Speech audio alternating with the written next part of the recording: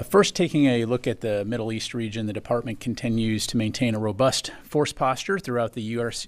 European Command and U.S. Central Command areas of responsibility to protect U.S. forces, enable our support for the defense of Israel, and to ensure the United States is prepared to respond to various contingencies. As we've discussed previously, U.S. forces in the region include, but aren't limited to, an amphibious ready group and Marine Expeditionary Unit, multiple destroyers, fighter aircraft, and carrier strike group presence.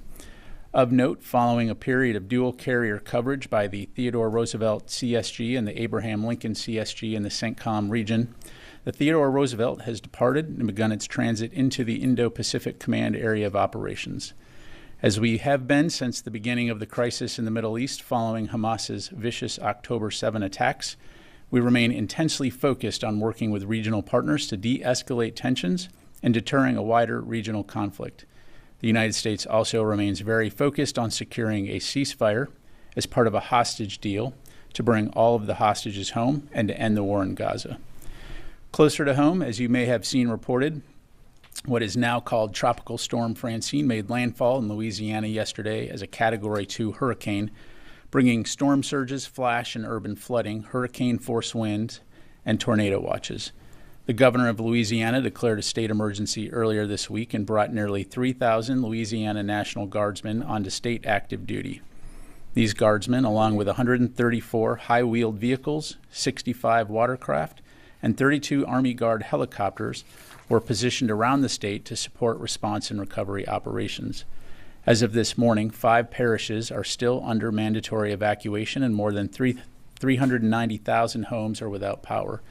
For more information about the response and recovery, I would encourage you to reach out to the Louisiana National Guard. And finally, Secretary Austin will travel to Maxwell Air Force Base, Alabama tomorrow and will accompany First Lady Dr. Jill Biden to highlight the new universal pre-kindergarten program being implemented at Department of Defense Education Activity Schools. Secretary Austin will also provide remarks at Maxwell to announce the multiple new initiatives in support of his Taking Care of People effort, emphasizing the department's commitment to the overall well-being and quality of life of our service members and their families. We'll have much more to provide tomorrow, but you can anticipate these new initiatives will be focused on actions that improve the quality of life for our service members, enhance their economic security, support the careers of military spouses, and make moves to new assignments easier. And with that, I'll be glad to take your questions. I'll start with Tara, AP. Thanks, General Ritter. On Ukraine, you've seen in the last day or so Secretary Blinken say that the door may be opening a little bit to the U.S. considering giving Ukraine more long-range strike options or loosening restrictions.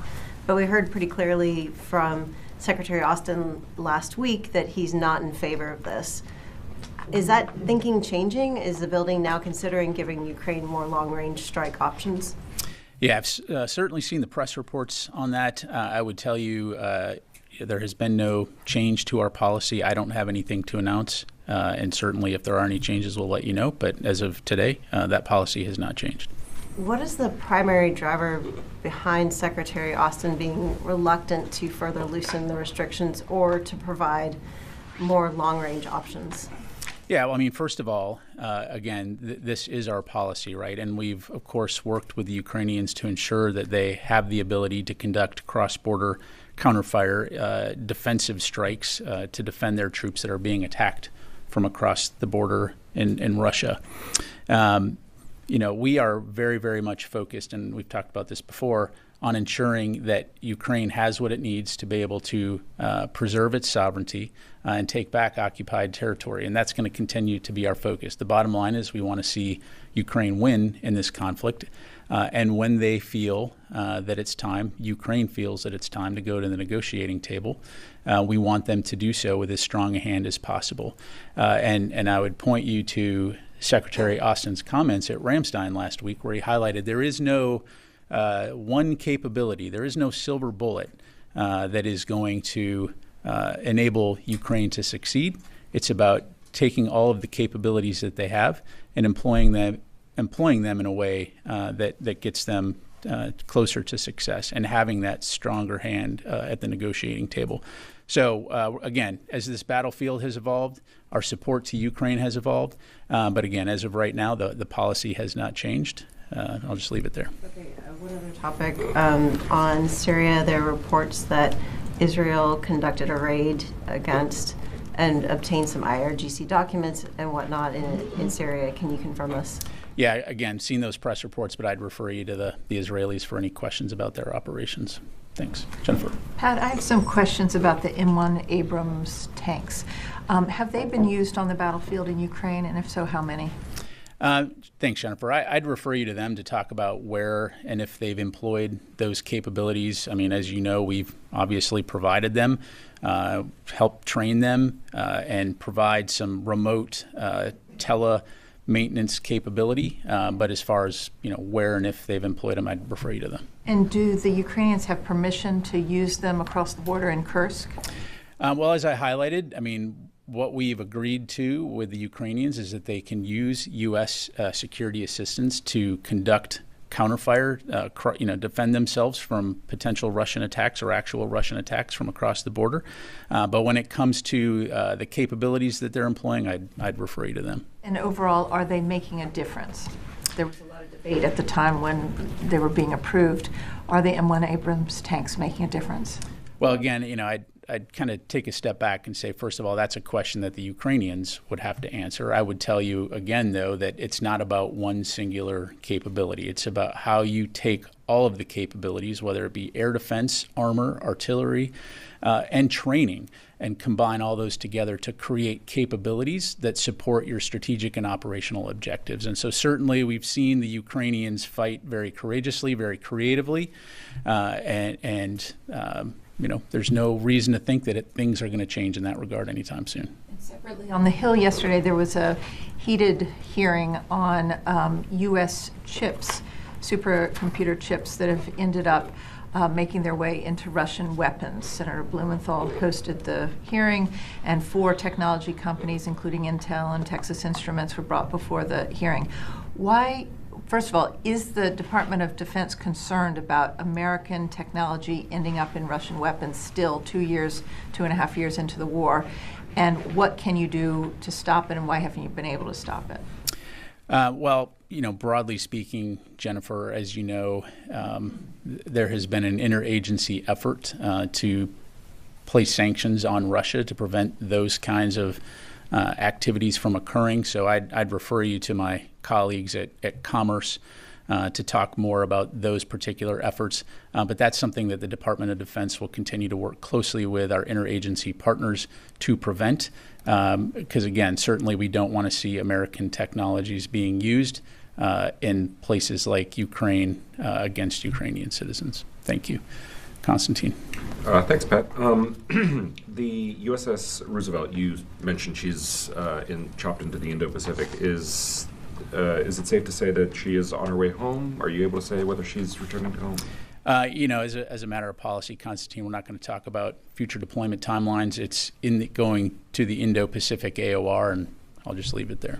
And just one quick follow-up. Are there any plans or conversations to have a 2-carrier presence in CENTCOM to replace the TR?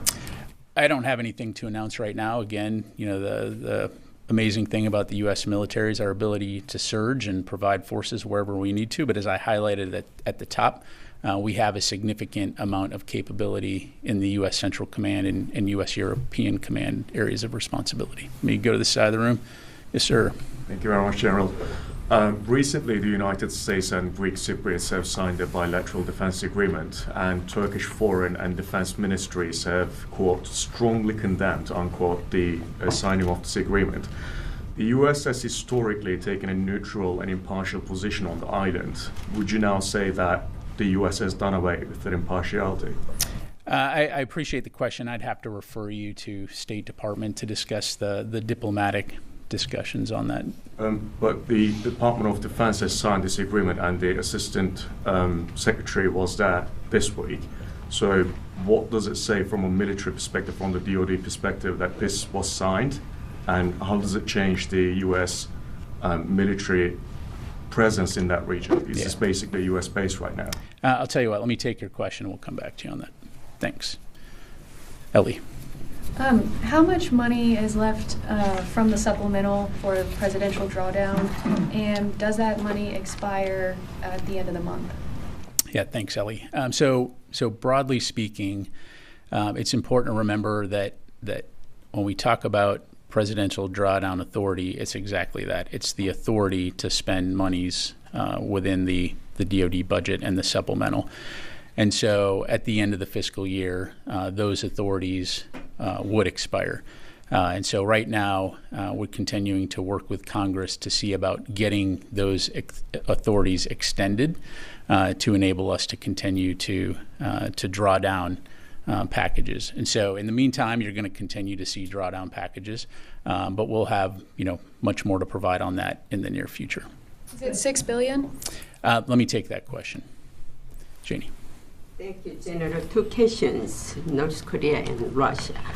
First question, following North Korea's continued garbage balloon provocations, it launched multiple short-range ballistic missiles into the East Coast early yesterday, the day after the U.S. presidential debate. Do you think there is a possibility that North Korea will use additional provocations to interfere with the United States presidential elections? Look, we obviously saw the DPRK's launching of those missiles. I would refer you to Indo-PACOM's statement on that. We certainly condemn that kind of destabilizing action, and I'll just leave it there. On Russian Ministry of Defense said it could use nuclear weapons if Ukraine attacked the Russian mainland with the U.S. long-range missiles. What is your reaction on this? Yeah, well, this kind of nuclear saber rattling isn't new. It's very irresponsible. It's dangerous. You've heard Secretary Austin highlight the fact that this is not the kind of language that a nuclear-armed large military country that's nuclear-armed with a large military should be saying. All that to say, we have not seen anything at this point that would indicate that we need to adjust our strategic force posture. So we'll continue to monitor that, but at this point, there's been no change to our posture. Let me go to the phone here. Missy Ryan, Washington Post.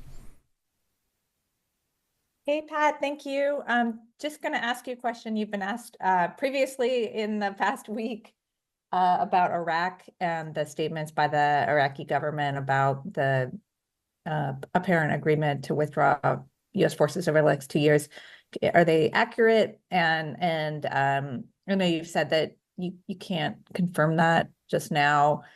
Can you, number one, is that still the case? And number two, can you talk about what has been agreed to in principle? Is it accurate to say that the U.S. and Iraq have agreed in principle to withdraw all U.S. forces? Is just a question of when and how? That's my understanding. Just want to make sure that that's correct. Yeah, thanks, Missy. So yes, to answer your question with your question, I don't have anything new to announce. As we've highlighted, we have been discussing with our Iraqi partners what the transition from the global coalition in Iraq, what that transition would look like to an enduring bilateral security partnership between the U.S. and Iraq would look like. Again, we'll keep you fully informed when we have something to announce, but as of right now, I do not have any updates to provide. Thank you. Let me go to JJ Green, WTOP. General, thank you. Ukraine's President Zelensky said a little earlier today that they believe Russia's begun a counteroffensive in the Kursk region, and I'm interested in knowing what the Pentagon, thinks this means for this conflict when you consider what we've learned from the building and from U.S. intelligence about Russia gathering weapons as well, including ballistic missiles from Iran in recent days, and how this impacts the future and the U.S. plans to support Russia. Yeah, thanks, JJ. So, what we have seen is Russian units beginning to try to conduct some type of counter-offensive in the Kursk region. At this stage, I would say that it's marginal, but something obviously that we're keeping an eye on. And then I'm sorry, the second part of your question. Just how the building might view this activity, what you just mentioned, what you've seen in the context of getting these weapons, which we were told this week the U.S. has proof of from Iran, the ballistic missiles, and there are other plans to try to essentially attack Ukraine's energy infrastructure as winter comes. Sure. So first of all, with the caveat that I'm not going to discuss intelligence from the podium here, nor am I going to provide a daily update on Russian employment of various capabilities. As of right now, we have not seen them employ those Iranian missiles yet, although one can expect that they would in the relatively near future. But again, if you take a step back here in terms of what we're focused on, it's on enabling Russia to defend its sovereignty and deter future Russian aggression, so both urgent needs and long-term needs. And as we go into the winter, making sure that they have the capabilities from an air defense standpoint to protect critical infrastructure like energy infrastructure, which we know the Russians are targeting, but also at the same time that they have the capability they need on the front lines like armor and artillery, ammunition, to be able to check any type of Russian operations, for example, near Pokrovsk, and elsewhere in the battlefield, to include in the Kursk region. So it'll ultimately be up to the Ukrainians as they design their campaign plans on how they're going to employ those forces. But certainly our focus is on ensuring that they win and that they have the upper hand when and if they decide they want to go to the negotiating table. Let me go to Howard Altman. Hey, thanks, Pat. I want to drill down a little further on Tara's question about the Israeli raid in Syria. Did the Israelis inform the U.S. either before or after that raid that was being conducted? And given that they are a CENTCOM member and also receive a great deal of U.S. aid, should they inform the U.S. either before or after this raid took place? Thanks, Howard. Again, I mean, I've seen that press reporting, but for any questions as it relates to any Israeli operations, I'm really just going to have to refer you to them. I just don't have anything to provide on that. Let me come back to the room. Yes, sir. Hi, for Daniele Compagangelo for the Italian television. Thank you, General, for taking the question. I have a question regarding the strike of the Israeli on the school in Gaza a few hours ago. Okay. There was some reports, we read in Europe some report about France and Germany and the Great Britain deciding to provide less weapons from now on to Israel because of this fact that keep happening. What is the position of the U.S. in light, from the military perspective, in light of what just happened? If you have anything to say. Sure. So a few things. So first of all, I don't have any information to provide on the particular strikes that you're referencing, other than to say that from the very beginning of Israel's operations, we've been very clear about the importance of taking civilian safety into account, both from a planning and operations standpoint, and both publicly and privately. And I would point you to Secretary Austin's public comments and to the readouts that we've issued. This is a topic of frequent discussion between him and his Israeli counterpart. The bottom line is we believe that Israel has both a strategic and a moral imperative in terms of protecting civilians. I will also highlight, though, that there is culpability on the side of Hamas in terms of their techniques, and procedures of embedding their operations within civilian infrastructure to include schools, hospitals, mosques.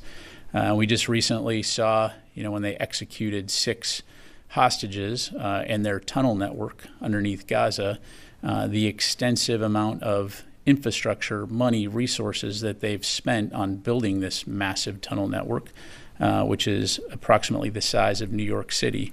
And instead of using those funds and using those resources to help the Palestinian people, they've instead created a tunnel network to conduct combat ops from. This is the challenge that Israel is up against. We do not want to see any civilians killed in this conflict, whether they be Palestinian or Israeli, and we'll continue to work towards that. This is why a ceasefire deal is absolutely essential now, and getting all of the hostages released immediately is so important, and we'll continue to work towards that. Thank you. Tony? A couple questions. Does the fact that the United States now has a one carrier presence in the Middle East, the AO Middle East, the normal presence, by the way, is that an indication that you feel that the temperature between Iran and Israel has dropped and the threat from Iran to Israel is less than it was a month ago?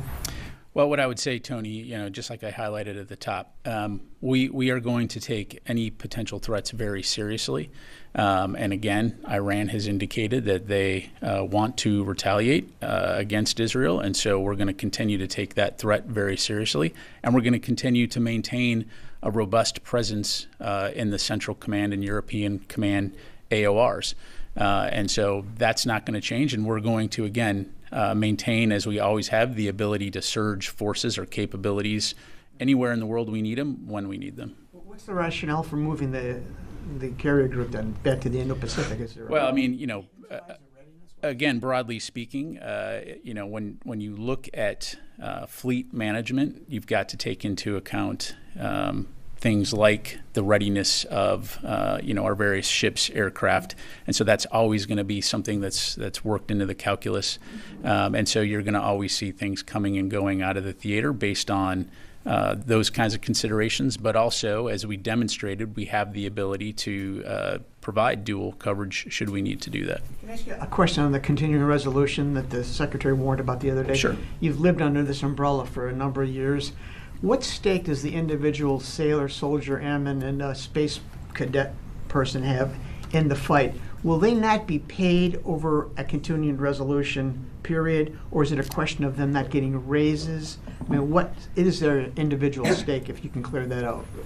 Yeah, so first of all, in the event of a continuing resolution, military members will get paid. I mean, that is a legal requirement from the Congress that they will get paid. But I think it's important to highlight, because there are no funds available, and because the baseline budget would not change, that would force us to offset the costs of these well-deserved pay raises, and it would cut into other programs and accounts at potentially damaging levels. And so, again, we would encourage the Congress to pass a budget, but the bottom line is military members and our civilians will get paid. But their salaries then would be offset, the other accounts would be offset to pay for their continuing salaries, like Correct. procurement and O&M. That's and research. correct. That's correct. Okay, thanks. Thanks. Chris. Thanks, Pat. You've highlighted the threat of these short-range ballistic missiles provided by Iran. Does the Pentagon believe that U.S. systems provided to protect against ballistic missiles would be effective against these Iranian?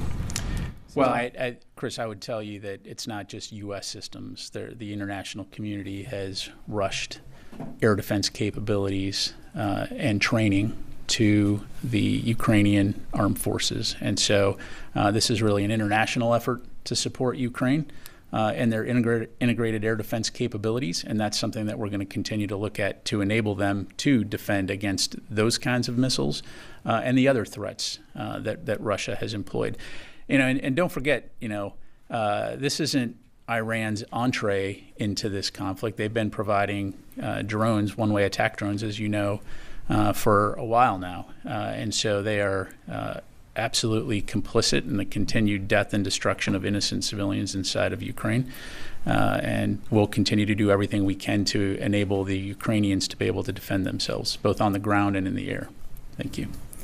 Yes, Otep. Thank you. I have a question on this new NATO command at Wiesbaden that was supposed to coordinate security assistance for Ukraine. Has it begun its operation? Do you have any details or updates on that? So that's really a question for NATO. You're talking about NSATU, which is the NATO element. My understanding is that yes, they have begun. But again, I'd refer you to NATO for any details. One more on the air defenses for Ukraine. The Patriot battery that was announced by the president in July, has it arrived in Ukraine? Is there additional training? So what's the status of that delivery? Yeah, so as I'm sure you can appreciate, for operation security reasons, I'm not going to talk about the movement of Patriots other than to say that, A, we'll let the Ukrainians talk to their level of comfort about what capabilities have arrived in country, and we'll defer to them on that. But B, we are going to, as we have from the very beginning, continue to work with the international community to rush those capabilities there as fast as we can. Thank you. Time for a few more. Ryu. Thanks so much. The question is about Okinawa. Yesterday, the governor of Okinawa, Tamaki, met with officials at the Pentagon and the State Department, and the governor expressed his concerns about recent alleged sexual assaults by U.S. service members in Okinawa and a lack of transparency in these cases. So could you please provide a comment on this meeting and on how the U.S. and Japan can improve transparency in incidents in Okinawa? Yeah, no, I really appreciate the question. And as we've said before, the alleged behavior of these service members in no way reflects the core values of the U.S. military, nor does it represent the conduct of the overwhelming majority of U.S. personnel who are based in Japan that we have forward deployed. And so we do share the concerns of the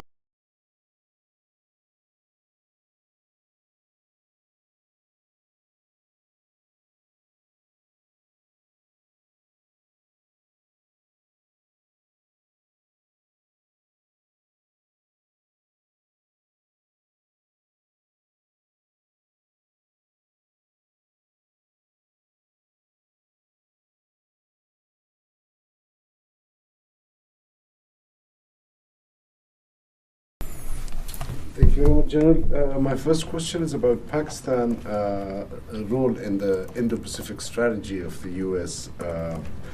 As I'm sure you know, that China has invested big billions of dollars there in the seaport, and their weapon is mostly now Chinese as well. Is there any other role of Pakistan from a military point of view you see beside the terrorism operations that you guys conduct? Well, I mean, that's really a question for Pakistan to address. Certainly, as you know, we value Pakistan as a partner, and we'll continue to look at ways that we can work together towards regional security and stability. But I don't have any specific announcements to make. Thanks. One more, General. In Pakistan, they have started, Pakistan military has just used a new name for the Taliban in Pakistan, something like Fitna Khariji. And that reminded me of Shakespeare quote, which said that, "What's in a name that which we call a rose, by any other name would smell as sweet." So just to America, their change of name makes a difference. I mean, a terrorist organization. What else? Yeah, I mean, that's really, again, a question for the Pakistani government to address. I'm not going to get into, what's really a domestic decision on terminology, but okay. Last question, yes, sir. Thank you so much, General. Can you provide us some details about the Pentagon delegation that talks with Chinese? The details, I'm sorry, in the delegation from the Pentagon is going to hold a meeting with Chinese partners in China. So that's the Pentagon's website says. Are you talking about the Zhejiang Forum? Yes. Okay. Yes, we did send a representative. We responded to an invitation from the PRC, and so yes, we did, and we've done that in the past as well. So is there any indications that the tension is going to be like before that in some certain points, many people were talking about a possible war or something, or a cyber war between the United States and China over Taiwan. So do you think that is not a high possibility anymore? Well, look, Secretary Austin's been pretty clear. We do not believe that conflict is inevitable or imminent. Our focus is on maintaining open lines of communication to prevent potential miscalculation or from competition from veering into conflict. And so I think that these types of venues are very important to enable that communication to continue. As we talked about earlier in the week, you had the Indo-Pacific Command commander talking to his theater counterpart. And so we'll continue to look at those kinds of opportunities to keep those lines of communication. At the end of the day, what we're focused on is working with partners throughout the region and throughout the world to ensure security and stability, peace and prosperity for everyone. And so we'll just leave it there. All right. Thank you very much, everybody. Appreciate it.